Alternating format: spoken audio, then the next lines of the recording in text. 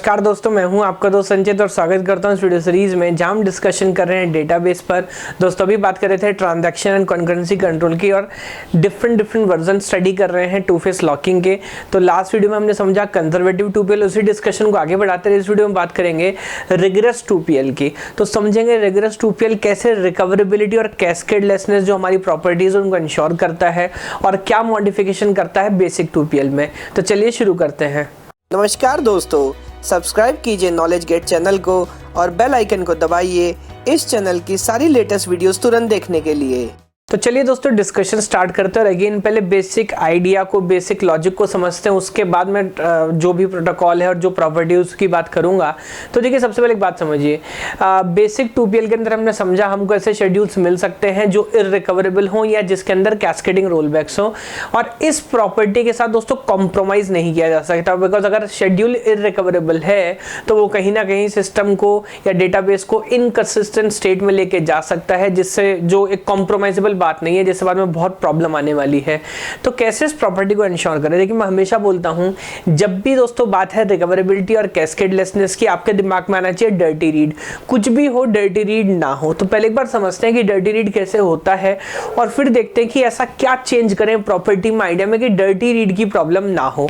Again देखिए for example मान लीजिए अगेन दो ट्रांजैक्शन हमारे पास है T1 और T2, और T1 एक एक्सक्लूसिव मोड का लॉक लगाता है A पर, A को रीड करता है, A को राइट करता है और उसने A को अनलॉक किया। एंड अल्टीमेटली T2 जो है वो वेट कर रहा था। जैसे ही T1 ने A को अनलॉक किया, मान लीजिए T2 जो है वो शेयर्ड मोड का लॉक यहाँ पर लगाता है A पर और उसके बाद सिंपली एक रीड ऑपरेशन परफॉर्म करता है। और आगे डिस्कस करने की जरूरत ही नहीं है, बिकॉज जैसे ही रीड ऑपरेशन परफॉर्म हो, आप जानते हैं कौन सा रीड है, डर्टी रीड। जब एक ट्रांजैक्शन किसी दूसरे ट्रांजैक्शन की अपडेटेड अनकमिटेड वैल्यू को रीड करे दोस्तों, इसको डर्टी रीड बोलते हैं और बाद में इससे बहुत सारी प्रॉब्लम्स आने वाली है या हो सकती हैं। अब दोबारा सोचते हैं ऐसा क्यों हुआ। हम चाहते हैं कि जब तक कोई वैल्यू परमानेंट ना हो, है ना, तब तक उस वैल्यू को कोई और रीड ना कर पाए। अब यहाँ पर ये इस वैल्यू को रीड क्यों कर पाया? बिकॉज T2 जो है वो सक्सेसफुल हो गया A को लॉक करने में। T2 A को लॉक करने में सक्सेसफुल क्यों हुआ? बिकॉज T1 ने दोस्तों A को अनलॉक किया। वैसे आइडियोलॉजी गलत नहीं थी, T1 को भी सिखाया गया था कि जब काम कंप्लीट हो तो A को अनलॉक करिएगा, सो दैट जब तक आप अनलॉक नहीं करेंगे कोई दूसरा लॉक कैसे करेगा, लॉक नहीं करेगा तो यूज नहीं करेगा। और इस सारे डिस्कशन का कहीं ना कहीं एजेंडा है दोस्तों कॉन्करेंसी। तो लॉजिकली बोलना चाहिए लॉक जितना लेट से लेट हो सके लेट से लेट करें, अनलॉकिंग जितना अर्ली से अर्ली हो सके जल्दी करें, सो दैट बाकी के ट्रांजैक्शंस भी यूज कर पाए। बट यहाँ पर हमने एक वैल्यू को अपडेट किया, जैसे ही हमने उसको अनलॉक किया कि दूसरे ने उसको लॉक किया और जैसे ही रीड किया दोस्तों डर्टी रीड हो गया। तो एक बहुत सिंपल सा आइडिया मेरे ख्याल से आप खुद गेस कर पा रहे हो वो क्या। अगर आपने किसी वैल्यू को दोस्तों अपडेट किया तो आप उसको अनलॉक ना करें, या और भी आसान शब्दों में बोल दूं, हम बोल देते हैं हम किसी भी लॉक को लगाएंगे तो लेकिन अनलॉक कभी नहीं करेंगे। हम क्या करेंगे? हम डायरेक्टली कमिट करेंगे और अल्टीमेटली जैसे कोई ट्रांजैक्शन कमिट होता है, जितने लॉक वो होल्ड करता है वो सब ऑटोमेटिकली रिलीज हो जाते हैं।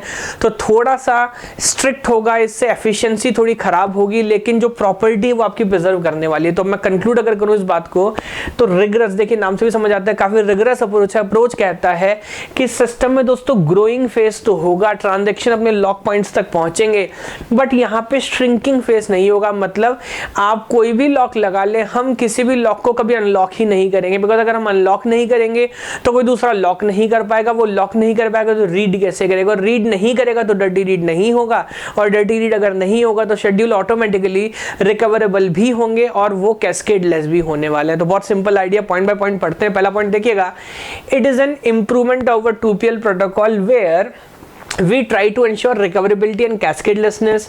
Rigorous 2PL require that all the locks must be held until transaction commits, that is there is no shrinking phase in the life of the transaction. जितने भी लॉक आपने लगाए हैं हम किसी को अनलॉक ही नहीं करेंगे कब तक जब तक ट्रांजैक्शन कमिट नहीं करता। तो काइंड ऑफ बोल सकते हैं यहाँ पर दोस्तों कोई श्रिंकिंग फेज नाम की चीज ही नहीं है। जैसे आप कमिट करेंगे ऑटोमेटिकली सारे के सारे लॉक्स आपके अनलॉक हो जाएंगे। अब ऐसा करने से होगा क्या? तो दोस्तों जो कन्फ्लिक्ट और रिव्यू सिरियलाइजेबिलिटी वाली हमारी प्रॉपर्टीज उसमें शायद कोई चेंज नहीं आएगा।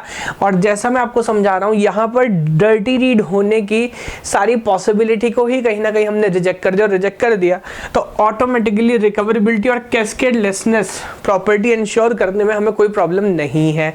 बट अगेन एक सवाल समझिएगा, क्या यहाँ पर अगेन डेडलॉक वाली प्रॉब्लम आ सकती है? जी बिल्कुल आ सकती है। वो क्यों, समझिएगा इस बात को। 2PL के जितने अलग अलग वर्जन है, हर वर्जन एक प्रॉब्लम के को हैंडल करने के लिए लिखा गया है। तो जो कंजर्वेटिवली स्ट्रिक्ट 2PL था, स्टैटिक 2PL माफ कीजिएगा था, वो जो है डेडलॉक को रिजॉल्व करने के लिए लिखा गया था। बट अगर आपको याद हो तो वहां पर रिकवरेबिलिटी और कैस्केडलेसनेस दोनों इशू थे। ये जो रिगरस 2PL है ये रिकवरेबिलिटी और कैस्केडलेसनेस को हैंडल करने के लिए लिखा गया है। तो यहाँ पर deadlock problem as it is रहने वाली है। बट हाँ, जो हमको चाहिए था रिकवरेबिलिटी कैस्केडलेसनेस वो आप इंश्योर करेंगे। और जैसे मैंने आपसे पहले बोला था, डेडलॉक को इन जनरल प्रैक्टिकल केसेस में we don't treat that much severe problem, because इसके होने की प्रोबेबिलिटी और सीवियरिटी इन जनरल बहुत कम होती है, तो उससे कोई प्रॉब्लम नहीं है। हाँ, इनएफिशिएंसी बहुत बड़ा दोस्तों यहाँ प्रॉब्लम है। वो क्यों, समझिएगा। आप बोल रहे कि जैसे ही आप लॉक लगाएंगे उसके बाद आप कभी उसको अनलॉक नहीं करने वाले। इस पूरे गेम का मेन आइडिया दोस्तों था कॉन्करेंसी, है ना। लेकिन जब आप लॉक लगाओ और आप अनलॉक ही नहीं करोगे तो कोई दूसरा ट्रांजैक्शन उस पर लॉक नहीं कर पाएगा। लॉक नहीं कर पाएगा तो काम नहीं कर पाएगा। और मोरल लेस हम चाह रहे थे एक ही टाइम पे सिस्टम पे बहुत सारे ट्रांजैक्शन काम करें, वो आइडिया एक हद तक यहाँ पे एक तरीके से सेटिस्फाई फुलफिल नहीं हो पाएगा, है ना। तो एफिशिएंसी कॉन्करेंसी में काफी नुकसान यहाँ पर होने वाला है। बट फिर भी मेरे ख्याल से बेसिक आइडिया आपको समझ आया होगा। क्या रिग्रेस 2PL में कुछ इंप्रूवमेंट पॉसिबल है? क्या इसकी एफिशिएंसी और कॉन्करेंसी को एक हद तक इंप्रूव किया जा सकता है? जी हाँ।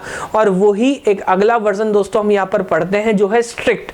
तो रिग्रेस का एक इंप्रूवमेंट है स्ट्रिक्ट, जो जैसे नाम से मतलब स्ट्रिक्ट तो है बट बहुत ज्यादा रिगरस नहीं है ना। तो मुझे दीजिए थोड़ा समय, बहुत जल्दी हाजिर अगली वीडियो में जहाँ हम डिस्कस करेंगे स्ट्रिक्ट 2PL। तब तक के लिए धन्यवाद।